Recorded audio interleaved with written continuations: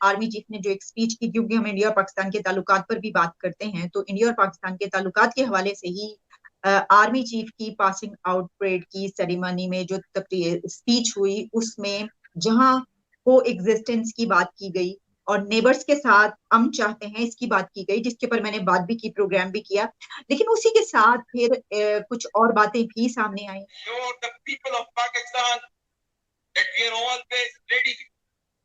And will never hesitate in rendering any and every sacrifice necessary for the defense of our sacred motherland.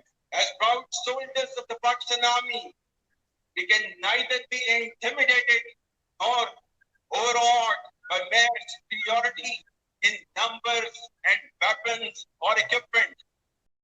कम मिन फियतिन कलीलतिन गलबत फियतन कसीरतम बिइज़्निल्लाह.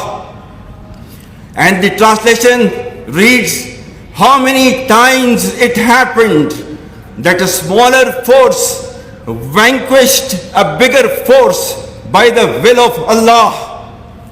ये चीज के क्या, ये वो जो एक स्ट्रेटजी, ये जो एक लोग बातें करते हैं गजबा हिंद वाली के गलबा हासिल करना, क्योंकि आजकल की जो जंगें हैं, जो वॉरफेयर है, उसका तो स्टाइल ही चेंज हो चुका है। देखिए, ये बिल्कुल आप सही फरमा रही हैं कि अब तो जंग ये पैनल्स होते हैं जिनके ऊपर आप जंग लड़ते हैं। आपने एक बटन प्रेस किया और एक इंटरकॉन्टिनेंटल मिसाइल लॉन्च हुआ और उसने जाके एक टारगेट को हिट किया और उसको तबाह कर दिया। ठीक है जी। अब मिसाल के तौर पे जो हेल फायर मिसाइल है, अपाची हेलीकॉप्टर्स जो इस्तेमाल करते रहे, वो 6 किलोमीटर दूर से वो अपने टारगेट को हिट करता है। वो नजर भी नहीं आता कि वो कहाँ पे है। एनिमी आपको नजर ही नहीं आ रहा। और एनिमी यानी ये जो ड्रोन यहाँ पे अटैक्स करते हैं, वो उनका कंट्रोल आपको पता है कहाँ पे है? कोलोराडो अमेरिका में। और वहां पे इस तरह स्क्रीन्स हैं, जैसे ये मेरे और आपके सामने एक स्क्रीन है और इस स्क्रीन के ऊपर बैठ के जॉयस्टिक्स के साथ वो उसको ऑपरेट करते हैं। तो अब तो ये दौर आ चुका है, यानी जो मॉडर्न वॉरफेयर है उसमें तो अब बिल्कुल वो सारा जो एक पूरी डॉक्ट्रिन जो है मिलिट्री वॉरफेयर की, वो तब्दील हो चुकी है। तो वो तो पुराना दौर था ना कि वो छोटी आर्मी होती थी जिसमें 313 है और 1000 है, तो उन्होंने उनको हरा दिया। लेकिन अब ऐसा नहीं है। अब देखिए, इसराइल जो है वो भी टेक्नोलॉजी का सहारा लेता है। यानी उनकी उनकी छोटी आर्मी है, लेकिन अरबों के मुकाबले में, लेकिन टेक्नोलॉजिकली वो बहुत एडवांस्ड है। और ये जो दौर है ये टेक्नोलॉजिकल एडवांसमेंट का है, ये इक्विपमेंट का है, ये दौर इंफॉर्मेशन का है। आपके पास कितनी इंफॉर्मेशन है एनिमी के बारे में, आप कितना कुछ जानते हैं, आपकी प्रिपेयर्डनेस कितनी है, आपके पास इक्विपमेंट क्या क्या है।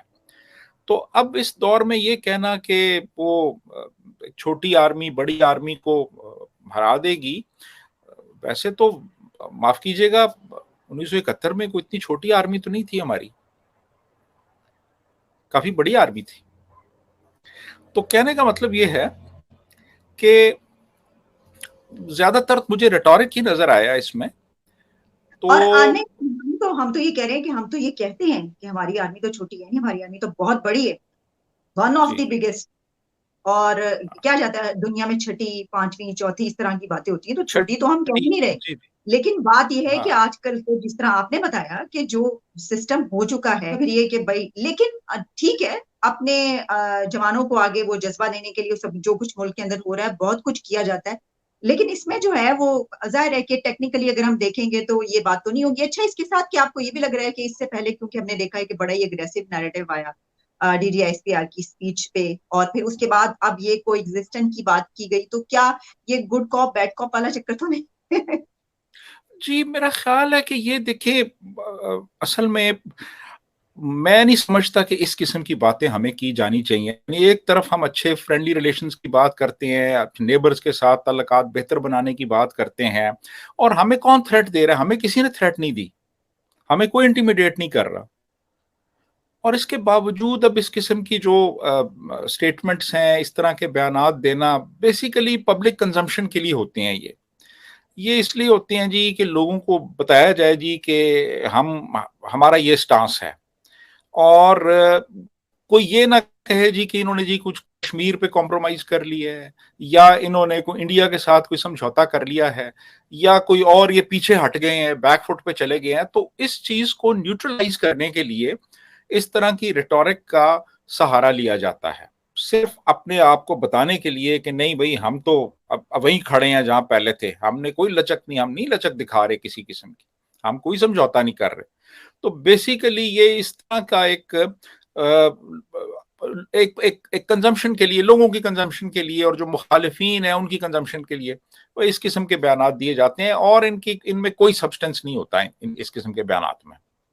अच्छा, ये भी एक जो बात की जाती है कि जी इंडिया जंग लादना चाहता है, ये बताइएगा कि क्या ये जो इस वक्त की सिचुएशन है इंडिया की, क्या आप समझते हैं कि इंडिया जंग करने के मूड में है, या वो जंग करना चाहता है, या उसके फेवर में जाती है किसी से लड़ाई करना, और क्या पाकिस्तान भी जंग करने की सिचुएशन में है? देखिए 47-48 में हमने कबायली भेजे कश्मीर में, और उन्होंने वहां जाके हमले किए, लूटमार की, और जब ये आगे बढ़ रहे थे तो फिर उसके बाद वो जो महाराजा हरी सिंह था उसने इंडिया को कहा कि मेरी हेल्प करें, और फिर इंडिया ने वहां पे कमांडोज उतारे, हमने अटैक किया था 47-48 में। 65 में ऑपरेशन जिब्राल्टर हमने शुरू किया था, और कश्मीर में फिर हमने दोबारा वही ऑपरेशन शुरू कर दिया। तो उसके नतीजे में फिर आप देखिए कि इंडिया ने वो इंटरनेशनल बॉर्डर पे अटैक किया, ये लाहौर की तरफ से। फिर 71 में हमने जंग शुरू की थी, इंडिया ने नहीं की थी, हमने जंग शुरू की थी जब 5 दिसंबर 1971 को हमारे जहाजों ने 11 नॉर्दर्न इंडिया के एयरफील्ड्स पे अटैक किया था। यहां से जंग शुरू हुई थी 5 दिसंबर को, और 16 दिसंबर को फिर हमने हथियार डाल दिए थे।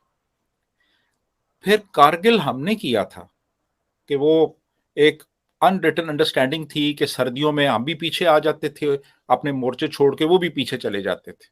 तो वो पीछे चले गए हुए थे, तो ये मुशर्रफ ने और कुछ 3-4 और जर्नैलों ने मिलके वो वहां पे कब्जा कर लिया जाके उनके मोर्चों के ऊपर। तो फिर वो कारगिल की जंग हुई थी।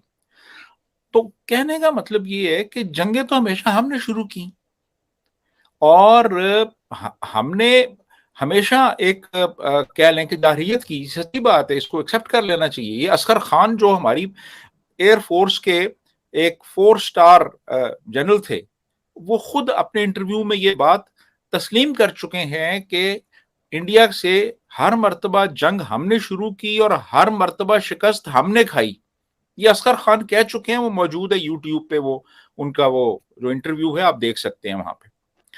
तो कहने का मतलब ये कि इंडिया जो है, इंडिया इंटरेस्टेड नहीं है इन चीजों में। वो इकोनॉमी को अपनी आगे लेके जा रहा है, वो एक इंडस्ट्रियल पावर बन रहा है। वो इस वक्त दुनिया की 5वीं बड़ी इकोनॉमी है, जो कि 2030 में तीसरी बड़ी इकोनॉमी होगी। वहां पे एप्पल इन्वेस्टमेंट कर रहा है, वहां पे मर्सिडीज इन्वेस्टमेंट कर रही है, वहां पे ये माइक्रोसॉफ्ट इन्वेस्टमेंट कर रहे हैं। तो आप वो इंटरेस्टेड नहीं है वो जंग करने में। वो क्यों हम चाहेंगे? वो क्यों चाहेंगे? देखिए आप ये देखिए कि आप देखें सेकेंड वर्ल्ड वॉर में जर्मनी और जापान बिल्कुल तबाह हो गए थे, तबाह हो बर्बाद हो गए थे, जर्मनी भी और जापान भी। और फिर पाबंदियां भी लगी उनके ऊपर कि वो इतनी एक एक हद से ज्यादा फौज नहीं रख सकते, असला नहीं रख सकते। और उन्होंने फिर खैर पैसे भी उनको मिले, मार्शल प्लान के तहत जर्मनी को पैसे मिले, जापान में भी अमेरिकन एक पैटर्नेज तो थी बहरहाल। तो वो फिर इकोनॉमिक डेवलपमेंट की तरफ आए, और आज आप देखिए कि जापान कहाँ पे है, जर्मनी कहाँ पे है, और हम कहाँ पे हैं। तो कहने का मतलब ये है कि ऑस्ट्रेलिया के पास एटम बम नहीं है, ना कनाडा के पास है, ना जर्मनी के पास है, ना जापान के पास है। तो क्या हमारी इंटरनेशनल अरीना में हमारी रिस्पेक्ट, हमारी प्रेस्टीज इन मुल्कों से ज्यादा है कि हमारे पास एटम बम है? तो जो एटम रखने से, F-16 रखने से, अल खालिद टैंक रखने से आपकी दुनिया में इज्जत नहीं बनती। इज्जत बनती है कि आप इकोनॉमिकली कितने स्ट्रांग हैं, कितने स्टेबल हैं। आप क्या एक्सपोर्ट कर रहे हैं दुनिया को? आप दुनिया को कोई प्रोडक्ट कोई एक्सपोर्ट कर रहे हैं जो दुनिया के किसी काम आए, या आप कोई और चीज एक्सपोर्ट कर रहे हैं दुनिया में? हम ठीक। बहुत कुछ एक्सपोर्ट करते रहे हैं, लेकिन आपको पता है कि वो क्या, हम किस, हमारी पहचान क्या है? जी, लेकिन वसीम साहब ये जो बात आपने की ना, जैसे कनाडा, जर्मनी, जापान अगर इनके पास नहीं है तो हमारे पास एक प्ली ये पेश की जाती है ना कि हमारे लिए जरूरी इसलिए था क्योंकि हमारा जो हमसाया है वो दुश्मन है। तो जहां पर आपका हमसाया जो है वो इतना बड़ा मुल्क हो, इतनी बड़ी ताकत हो, तो उसमें फिर अगर कभी कुछ होगा तो वो तो फिर रह जाएंगे हम। तो प्रॉब्लम ये है कि मेरा सवाल ये है कि क्या हमारे पास ये ताकत, ये सलाहियत होने के बिना पर हम ताकतवर बन गए? हम तो नहीं, अभी भी वहीं पर हैं कि देखिए जो जो करना चाहेगा तो हम कुछ नहीं कर पाए, क्योंकि क्या होगा, आलिया तबाह आलिया तबाह हो जाए। आलिया, बांग्लादेश को क्या थ्रेट है मुझे बताएं? भूटान को क्या थ्रेट है? नेपाल को क्या थ्रेट है? ठीक है, ये थ्रेट वगैरह कोई कोई थ्रेट नहीं है, और हमें कोई थ्रेट नहीं है। इंडिया आपको क्यों, क्या जरूरत क्या है पंगा लेने की हमारे साथ? हाँ हाँ, हम खुद काफी नहीं है, वो किसी और तरफ चल पड़े हैं अब। हम्म। ठीक है ना, तो ये महज ये ये अफसाने घड़े हुए हैं जी अच्छा, कि ये बड़ी फौज हैरानी में। की बात है वसीम साहब, ये बड़ी हैरानी की बात है कि मोदी के बारे में ये कहा जाता था कि ये तो कुछ ना कुछ, बस मोदी की हुकूमत है तो ये तो हो जाएगा, अब तो जंग हो ही हुई वगैरह, इस तरह की चीजें चलती रही। और हमने ये देखा कि यही दौर वो दौर साबित हुआ कि जिसमें वो जंग चाहते ही नहीं है, क्योंकि वो तरक्कियां, वो और जिस तरह आपने कहा वो और तरफ निकल गए। ये एक, मतलब अजीब बात नहीं है कि जो बात कही जाती है उसके बरक्स हुआ है, ऑपोजिट हुआ।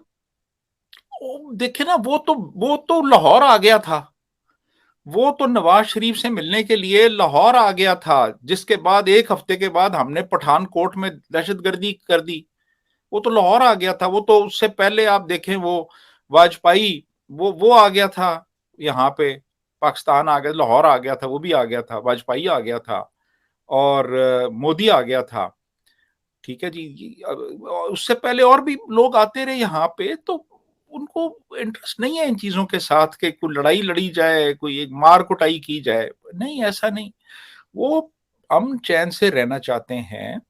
और मतलब मुझे तो समझ नहीं आती कि क्या मसला है। हमें अपने तमाम नेबर्स के साथ अच्छे फ्रेंडली रिलेशंस रखने चाहिए, तिजारत को, कॉमर्स को फरोग देना चाहिए। और एक, यानी जैसे सार्क एक प्लेटफॉर्म है, उसको स्ट्रेंथन करना चाहिए। हम जो चीजें मंगवा रहे हैं, इतने महंगे दामों मंगवाते हैं, मिसाल के तौर पे दुबई से, वो हम वागा से और ये क्यों नहीं मंगवा सकते? वागा के रास्ते क्यों नहीं आ सकती वो? तो हमें तो एक्सप्लॉइट करना चाहिए अपनी जो स्ट्रेंथ्स हैं उनको, बजाय इसके कि हम डिस्ट्रक्शन की तरफ जाएं। हमें कंस्ट्रक्शन की तरफ जाना चाहिए, और उसमें बहुत जरूरी है कि फ्रेंडली कंट्रीज जो, या जो नेबरिंग कंट्रीज है, उनसे अच्छे फ्रेंडली रिलेशंस रखे जाएं। ठीक है, हाँ, ये बात भी जी उन्होंने कही जिसको हम सेकंड करते हैं कि बड़ी अच्छी बात है, ये बात की गई है। जी लेकिन वो जिस तरह आप लगता है कि गुड कॉप बैड कॉप जो है वो भी कभी कभी प्ले करना पड़ता है। लेकिन इसी के साथ एक और बात ये कि जब हम ये कहते हैं, जिस तरह भी कुछ दिन पहले कहा गया कि इंडिया के अंदर घुस के मारेंगे, तो उससे पहले क्या हमें जो हम दवाइयां उससे लेते हैं, मेडिसिन उनसे हासिल करते हैं, वो नहीं बंद करनी चाहिए कि जाओ तुम्हारे मुंह पर मारते हैं हम, ये मेडिसिन हमें नहीं चाहिए, हम बंद करते हैं। उसके बाद फिर हम कहेंगे हाँ घुस के मारेंगे। पहले तो बिल्कुल दवाइयां सही। लेना बंद। पहले तो दवाइयां आप बंद करें ना, वहां वहां से जो दवाइयां आप ले रहे हैं मिसाल के तौर पे। और उसके अलावा फिर अभी कुछ, मेरा ख्याल है कुछ इन्होंने मंगवाने शुरू की है कुछ चीजें वहां से, कुछ शायद सब्जियां वगैरह प्रोबेबली आ रही हैं अभी इस वक्त। वो तो तो दुबई अब के रास्ते आते हैं ना सर, वो जो हाँ, दुबई दुबई के रास्ते आ रही हैं बहरहाल। मतलब ये कि कुछ मेडिसिन वगैरह भी आती हैं, होके आ रही हैं, लेकिन आप प्रॉपर तरीके से ट्रेड शुरू करें इंडिया के साथ। इंडिया ने तो, मैं गया था वहां पे इंडिया, तो अमृतसर वाली साइड पे ना, जो अटारी वाली साइड है उनकी, उन्होंने इतना बड़ा एक वहां पे एक एक बहुत बड़ी बिल्डिंग बनाई हुई है, और इन एंटीसिपेशन के कल को जब तिजारत शुरू होगी तो यहाँ पे इमिग्रेशन के काफी सारे काउंटर्स होने चाहिए, यहाँ पे कस्टम्स के काउंटर्स होने चाहिए, क्लियरेंस के लिए यानी जो गुड्स आ रही हैं उनकी क्लियरेंस के लिए बड़े बड़े काउंटर्स, उन्होंने तो काफी इंतजाम किया हुआ है। वो तो काफी अरसे से एंटीसिपेट कर रहे हैं यार कि आप कुछ शुरू करें, कोई तिजारत शुरू करें, कोई ट्रेड शुरू हो, कोई हालात बेहतर हो दोनों मुल्कों के। तो आप मतलब लड़ना क्यों चाहते हैं भाई? आपको लड़ के क्या मिलेगा? आपको आप आज तक 75 साल में आपको क्या मिला है लड़ के? लड़ाई करके आपने गेन क्या किया है आपने? तो आप थोड़ा सा अपनी कोई ओरिएंटेशन तब्दील करें और कोई इस चीज पे तवज्जो दें कि आपने अपना ह्यूमन रिसोर्स डेवलप करना है, आपने अपनी जो ग्रोथ रेट है उसको बढ़ाना है, आपने अपनी एक्सपोर्ट्स बढ़ानी है, आपने अपनी इंपोर्ट्स कम करनी है, आपने इंडिया इतनी बड़ी मार्केट 1 अरब 30 करोड़ की मार्केट है, उसको आप इस्तेमाल एक्सप्लॉइट करें, उसको अपनी प्रोडक्ट्स वहां पे भेजें। आपको कितना फायदा है कि आपकी चीजें वहां पे जाएंगी और बिकेंगी और आप फॉरेन एक्सचेंज कमाएंगे, और उनकी जो सस्ती चीजें हैं वो यहाँ पे आने दें, फायदा होगा मुझे और आपको फायदा होगा। जो चीज अटारी से आएगी बजाय इसके कि वो दुबई से आए। तो इस लाइन पे सोचना चाहिए हमें। ये सही। क्या बात हुई जी कि हम लड़ेंगे और मरेंगे और बड़ी ताकत को मारेंगे, और क्या ये तो बातें सर क्या है? सर वो अच्छा, इसमें वसीम साहब ये भी है ना कि वो, बल्कि उसके ऊपर मैं देख रही थी कि ये कमेंट्स हो रहे थे कि इस्लामिक टच, वो आपको पता है कि हमारे इधर एक रिवाज है ना कि जब तक आप स्पीच में किसी तकरीर में जो लीडर्स होते हैं या जो इस तरह के अथॉरिटीज वो करती हैं, तो वो इस्लामिक टच देना बहुत जरूरी होता है। पता है इमरान खान की, आपको याद होगा, एक स्पीच वायरल हुई थी जिसमें उनको कह रहे थे उनके कोई, वो मेरा ख्याल है मुराद सईद कौन के, इस्लामिक बात यानी कोई बोल दे इस्लामिक टच दे दे। ऐसे ही ऐसे ही ऐसे ही। नहीं, ये तो एक बड़ा एक कैलेट एक फैशन बन गया ना, ट्रेंड बन गया है कि वो तो आपने लाजमी वो तो बात करनी है। अभी अभी मैं देख रहा था, अभी 2-4 दिन पहले वो एक वो बहरोज सब्जवारी का जो बेटा है हाँ हाँ वो हाँ। आया हुआ था। यानी अंदाजा लगाएं कि जी आप अगर बताए ना सर, जरा अल्लाह बता रसूल भी की नहीं तरफ उन्होंने, देखें। बता भी जी, नहीं उन्होंने क्या कहा है। उन्होंने यही कहा है जी कि आप अगर मजहब की तरफ जाएंगे और दीन इस्लाम के असूलों पे अमल करेंगे तो आपको महंगाई का एहसास भी नहीं होगा। यही कहा है ना, मैं इसी किस्म की बात जी की जी। है उन्होंने। उनका अल्लाह का शुक्र अदा करें, बस अपने अल्लाह अल्लाह का से शुक्र अदा लगाओ। करें। हाँ, तो खुद वो आपको एक्टिंग महंगाई करते हैं, नहीं लगेगी। खुद वो खुद वो साहब जो है वो एक्टिंग करते हैं और उस एक्टिंग से वो पैसे कमाते हैं। खुद वो एक्टिंग कर रहे हैं और दूसरों को कह रहे हैं कि आप शुक्र अदा करें, आप बस कुछ नहीं होगा, आप बस शुक्र अदा करते रहें आप। मतलब ये कि यार आप ये क्या लोगों को आप कह रहे हैं, क्या तालीम दे रहे हैं आप कि यानी जी बस नहीं आप। तो वसीम साहब गरीब और करता क्या है? शुक्र ही तो हाँ अदा, और बेचारा हाँ, करता क्या है? Exactly exactly. मतलब ये कि आपको जब तक आप प्रैक्टिकली कुछ नहीं करेंगे, आप अपने हाथ पांव नहीं हिलाएंगे, तो आप कुछ अर्न नहीं कर सकते। और महंगाई बिल्कुल एक एक स्टार्क रियलिटी है, एक ऑब्जेक्टिव रियलिटी है और सोसाइटी के तमाम सेगमेंट्स को अफेक्ट कर रही है वो। तो अब ये कहना जी कि महंगाई जो है वो अगर आप पे असरअंदाज हो रही है तो आप अपने अखराजात कम ना करें, आप हुकूमत से मुतालबा ना करें कि भाई महंगाई कम करे, आप शुक्र अदा करें। और ये वो कह रहे हैं। और अगर उनकी अपने एक्सपेंडिचर्स देखे जाएं, जो हाँ एक्सपेंसिव, यानी जो उनका अगर बजट ही आप उनके घर का देख लें, ठीक हाँ है जी, जी, तो आपको पता चले कि फिर वो शुक्र कौन, जो शुक्र करने वाले हैं वो तो बेचारे पानी से रोटी खाते हैं। हाँ जी, हाँ जी, बिल्कुल ऐसे। तो ये असल में ना वो बात ये है कि ये लोगों ने सीख लिया है कि यार थोड़ा सा ना इस्लामिक टच जो है ना हर चीज को दे दिया जाए ना, तो उससे कोई जरा नंबर थोड़े से ज्यादा बन जाएंगे। ठीक है, तो ठीक है, बिल्कुल। जी, तीन साहब, थैंक यू सो मच, बहुत बहुत शुक्रिया आपके टाइम का। तो थैंक दोबारा यू करें। Alia, thank you very much.